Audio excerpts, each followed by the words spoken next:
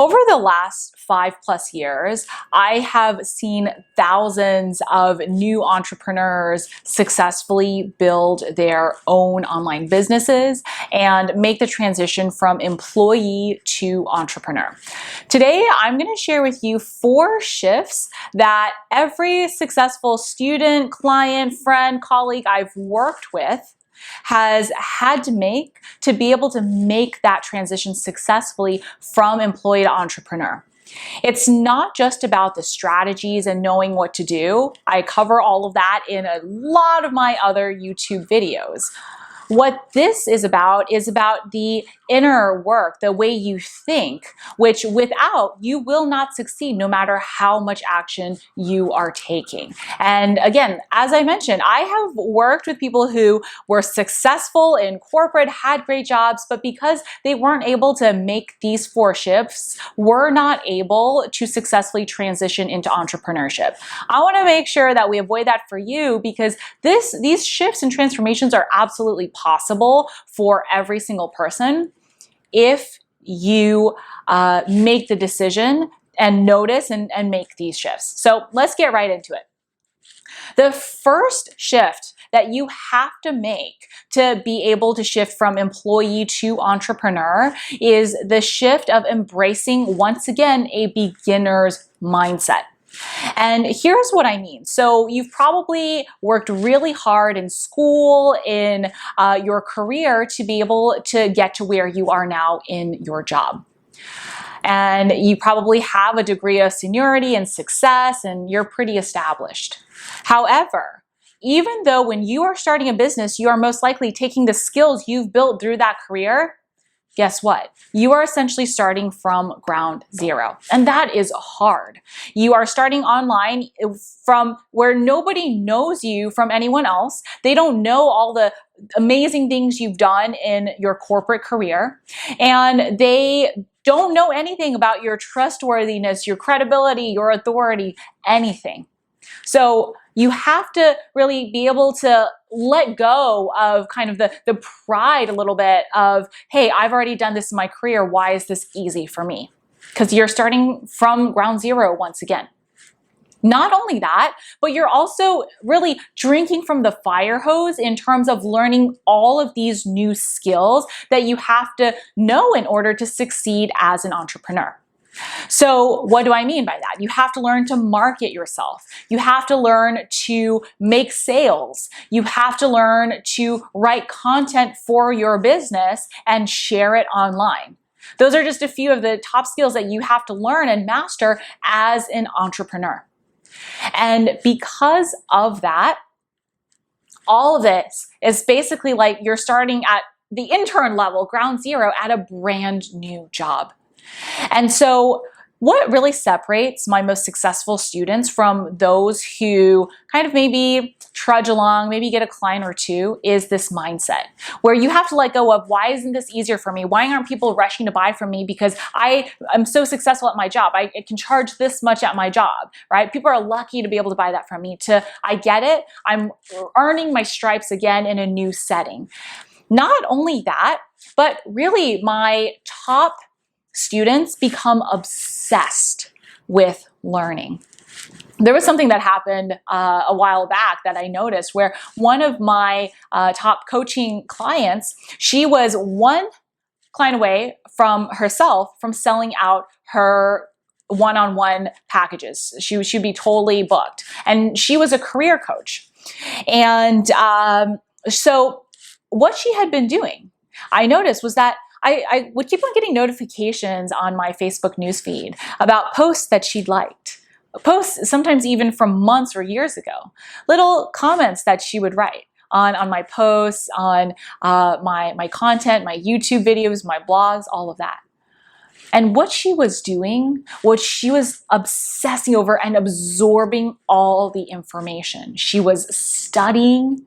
She was obsessing. She was learning it all for herself. She knew that she was starting from scratch with all of these skills, and she had to go in and learn them all.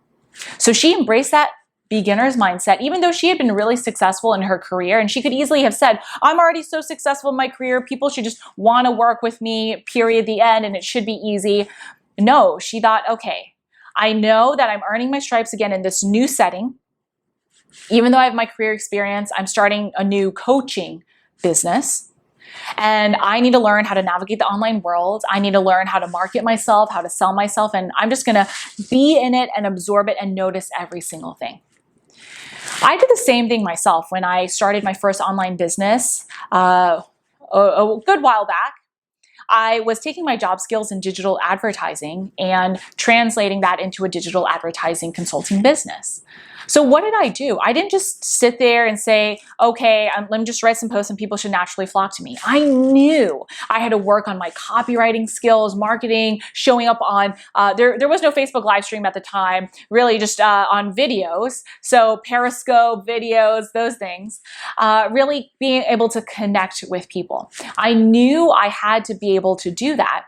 And so I became obsessed at studying people who weren't even in my industry. I would study like top relationship coaches who were good on video, for example, just so I could learn and absorb how to show up on a video. I would invest in courses and just go through all of the content and teach myself, like sales, how to write emails, all of those things. I would study, again, what top people in their industries. It didn't have to be in my industry. In fact, I purposefully did not study a ton of people in my own industry because I didn't want to be too similar to everyone else in my industry. So I studied top people in random other fields, health coaching, confidence coaching, career coaching, whatever that was. And I became obsessed about learning. And every time I did something, wrote something, made a sales call, did a marketing piece, I would go back and see, okay, how did I do this time? What else could I have improved? How else could I have learned? So really making that shift and kind of humbling yourself a little bit to be in that point where you're realizing you've got to re-earn your stripes, essentially. You're starting at the intern level for building your business. So that's shift number one. Shift number two is to embrace failure. So here's the thing. You know, when you were in school and you took all of these courses and you had exams and all of that, I'm sure there were some exams or maybe some papers or essays or presentations where you didn't do so well, right? What happened after that? Did you just say, you know what? I'm not cut out for school. I'm just going to drop out. Or I'm just going to stop trying. No, it was just, okay, I screwed up a little bit, or I didn't do as well as I could have done. Maybe I could have studied harder. Maybe I didn't understand the material. Maybe I'll go to office hours. Maybe I'll get some tutoring. Maybe whatever that looks like.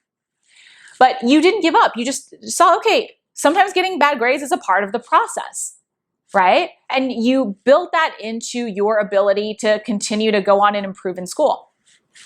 Same thing in your job. I remember there have been times in my job in the past when I was in corporate where I knew I was going to have a very uncomfortable conversation the next day, right? Maybe once I had to let someone go, or when I was starting out, I knew I was going to have a conversation about how maybe the presentation hadn't gone as well as I could have done.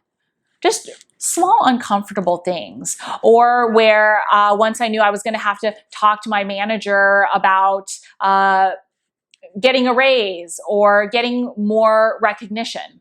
Really uncomfortable things, or in some ways, failures where you did poorly on a project that you could have done better on. What did you do when that happened? You didn't say, okay, I'm just going to quit this job. I'm not cut out to work for anybody. Let me just quit, right? No, you just went in and faced it. And this is so important because we are trained growing up, at least I definitely was, to expect that failure was something that happened to you along the way, and you just picked yourself back up and kept on going, because what else were you going to do? The thing with entrepreneurship is the process, the idea is exactly the same, but it just feels so new and foreign to us that sometimes it's harder to wrap our minds around. And I mean, it can be so frustrating and depressing when you have a few rejections or failures in a row and you start thinking, maybe I'm not really cut out for this. Because we have proof from those in our family that, hey, you can graduate college, hey, you can have a job, right? But we don't have any proof that you can be an entrepreneur. And so where I'm going with all of this is that it's so important to shift the way you're thinking to embrace failure. Every time, let's say you put out a post and you don't get any engagement, or you email someone to pitch them and you don't hear back, or you hop on a sales call and that person just says, oh, you know what? I can't afford this right now, or maybe later. You have to see that as, okay, what can I learn from this? This is just part of the process, instead of, oh, I'm going to go wallow for a month, or I'm going to give up, or I'm going to just feel stuck. That's not taking responsibility for yourself and your success as an entrepreneur, which ultimately no one but you can do. And so really shifting the way that you are approaching that.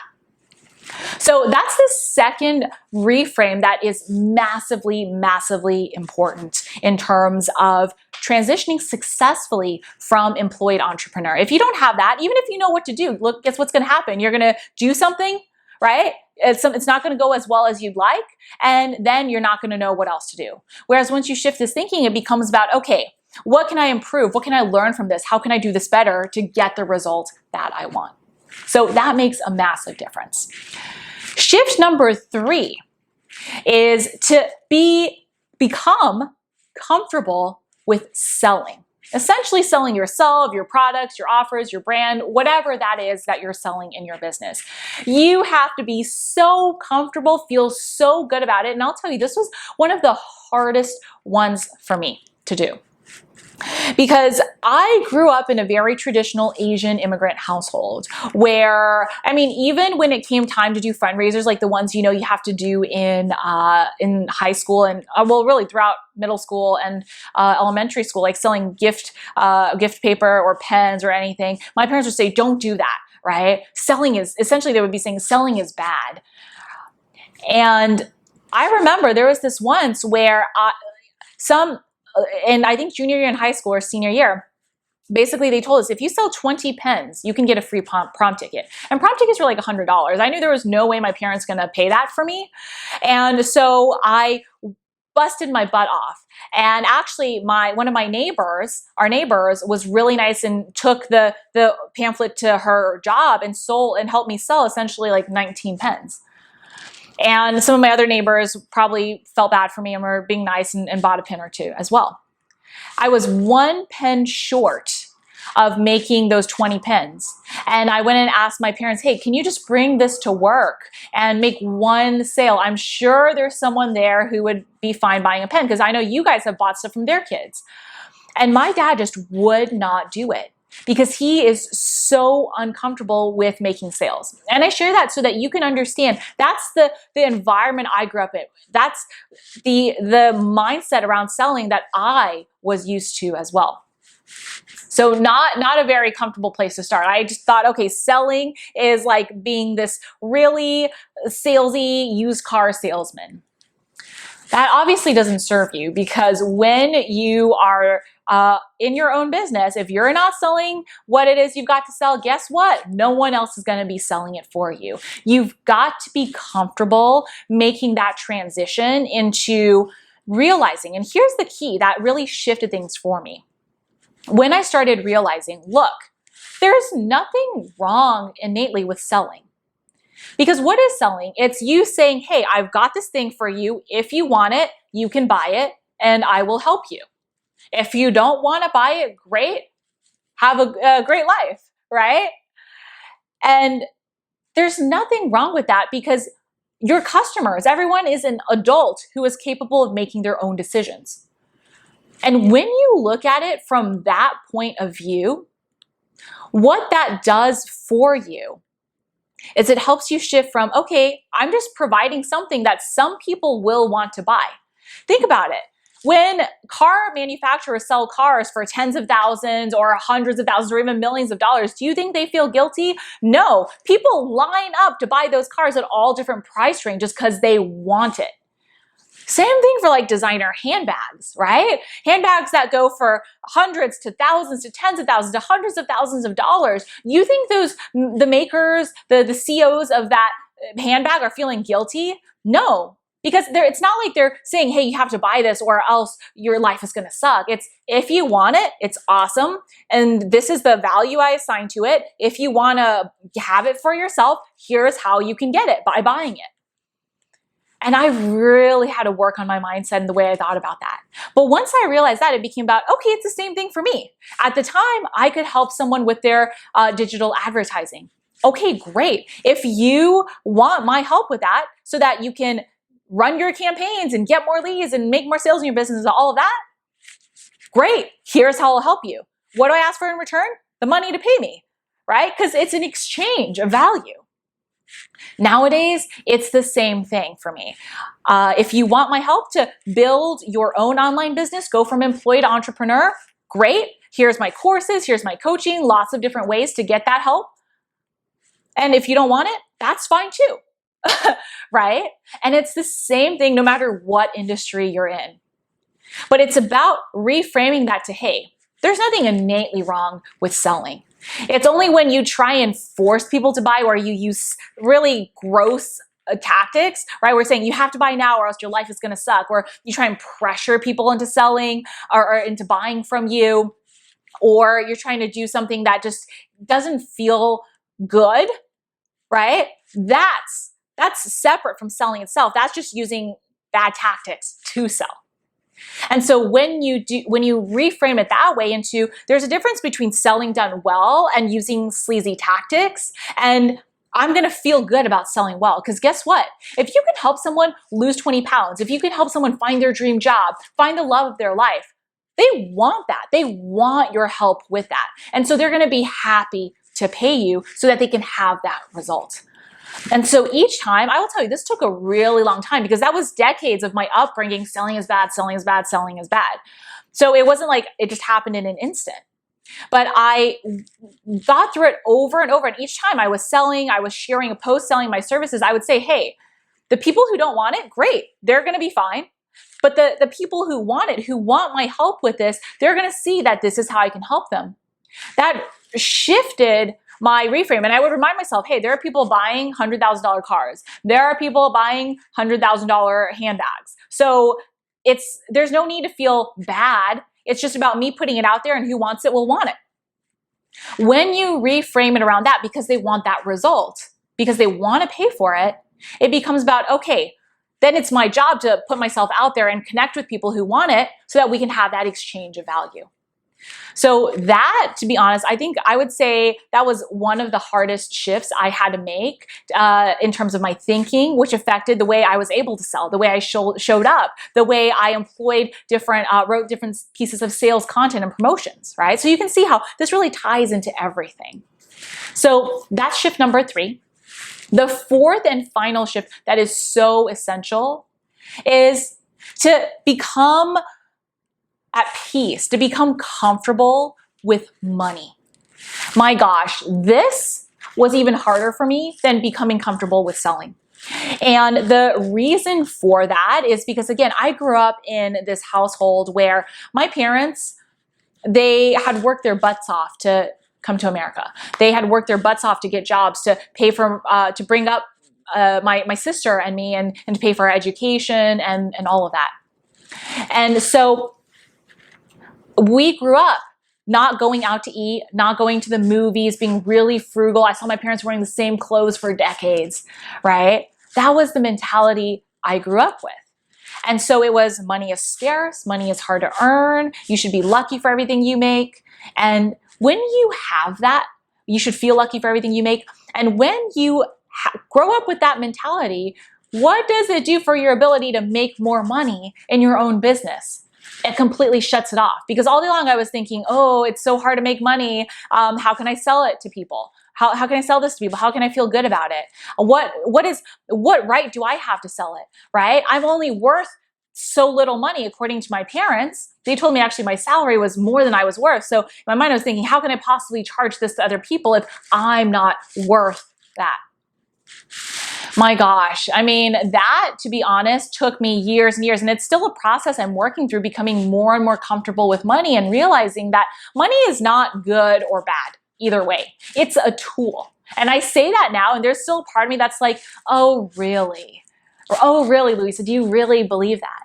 Right? Because for years I struggled with, I can only make so much money because my money is tied directly to my self-worth, right? I'm only worth this much, or I need to prove I can make this much so that I can prove I'm worth this much. And when you're thinking that, that is just so negative and poisonous to your ability to make money.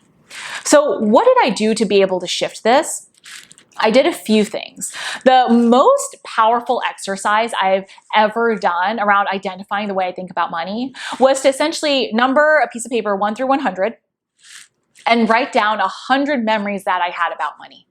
So that included the time when I just shared with you, I told my parents what my salary was in my first job. It was between $60,000 to $70,000. And I knew I was lucky to have it. But my dad, he didn't say that. He said, you're not worth that much. When I got my first 6-figure salary, he said, you're definitely not worth that much. How can you possibly be getting paid that? Right? I also remember when I was younger, my parents basically offering me a choice for what I wanted to be paid when doing the dishes. They said, do you want to be paid 10 cents a day, or do you want to be paid $1 a week? You can choose. And in my mind, for some reason, I thought 10 cents a day was so much more for washing than $1 a week. That's only 70 cents a week. I didn't even realize it though, for the longest time. And I think it was weeks or months or however long afterwards when my parents had to sit me down and say, Luisa, we were waiting for you to figure this out for yourself, but you still haven't. You chose the option that pays you way, way less. And I didn't realize it until I did this exercise. But it made me realize, wow, for the longest time I thought I'm not smart enough to make a lot of money because I made that such a stupid math decision way back when. And so that helped me identify the way I thought about money and start to be able to shift that. And so that's something I would highly, highly recommend that you do. And from there, I just started really studying, okay, each time I'm seeing money, I'm feeling money, what am I feeling and thinking, and how can I shift this to be a more positive way of thinking? And so it all starts with that first exercise I just shared with you. So those are the 4 massive shifts that need to happen before you can successfully transition from employee to entrepreneur. And like I said, over the years, I've seen so many people who are smart, are hardworking, where they just refuse to make these shifts. They just said, I'm going to put my head down and do the work.